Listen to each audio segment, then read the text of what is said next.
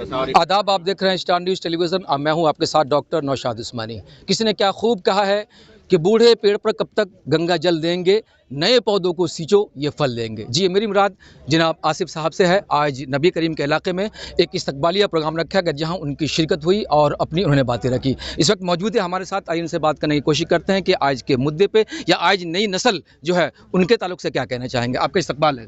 बहुत बहुत शुक्रिया। आपके सभी व्यूअर्स को मेरा सलाम, मेरा प्रणाम।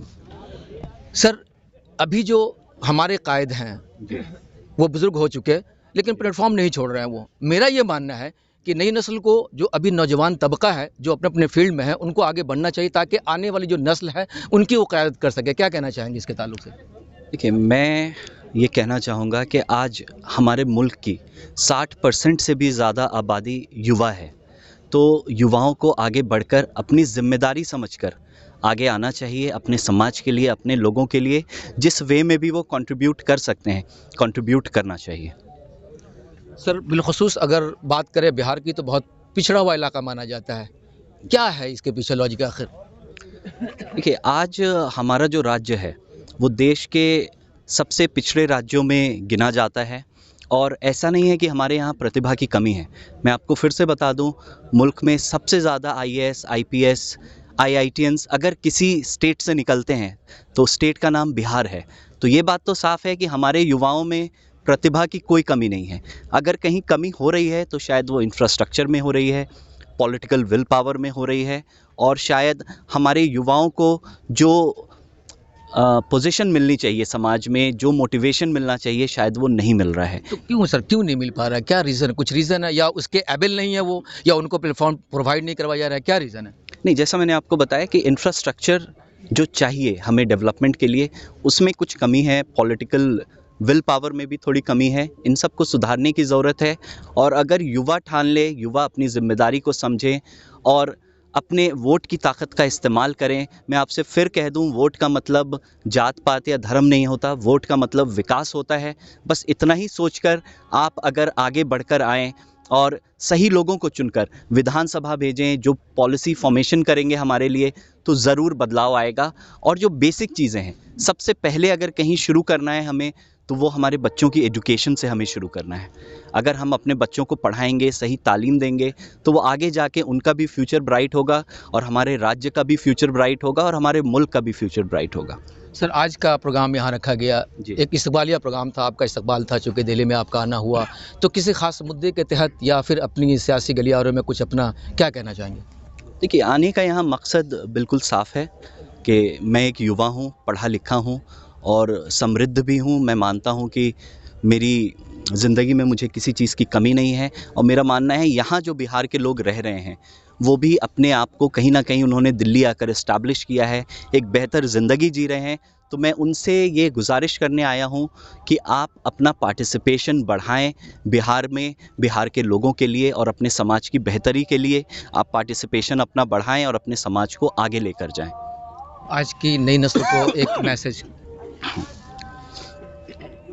यूथ से बस मैं यही कहना चाहूँगा कि अपनी ताकत को समझें, अपना पार्टिसिपेशन बढ़ाएं और एजुकेशन पे ध्यान दें, अपने समाज के, अपने बच्चों की, क्योंकि किसी भी डेवलपमेंट की जो शुरुआत है वो एजुकेशन से होती है।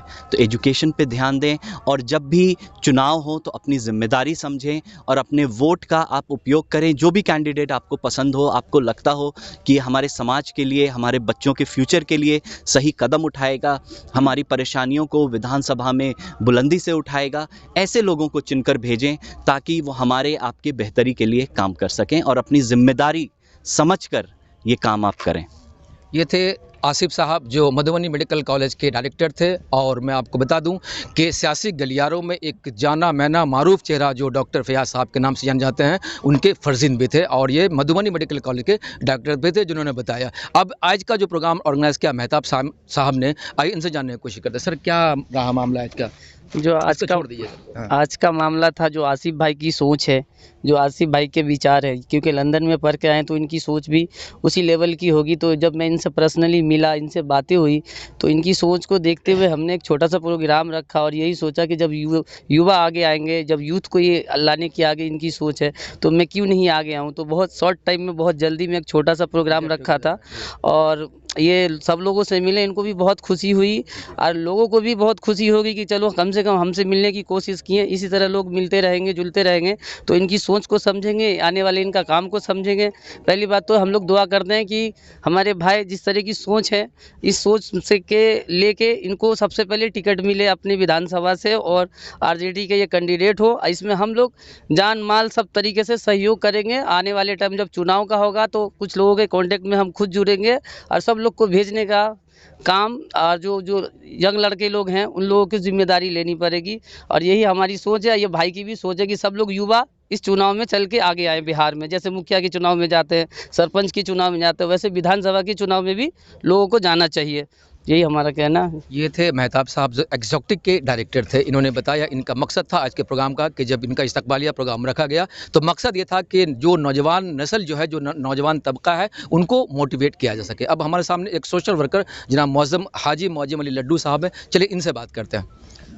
स्वागत है सर आपका। आज का प्रोग्राम दिल्ली के नबी करीम में बिहार निवासी बिलखुसूस 20वीं विधानसभा के नौजवानों को यहाँ मेहताब साहब और अशरफ साहब की मेहनत के साथ यहाँ बुलाया गया कि आसिफ अहमद साहब का इन नौजवानों से डायरेक्ट तारुफ और कनेक्शन करा दिया जाए, ताकि आने वाले विधानसभा में अगर कोई पार्टी आसिफ अहमद साहब को अपना उम्मीदवार कैंडिडेट बनाती है तो ये नौजवान दिल्ली से बिहार जाएं, 20वीं विधानसभा में एक मजबूत क़यादत को आवाज़ दे और मजबूत सियासत का साथ दे। खुदा हाफिज, जय हिंद।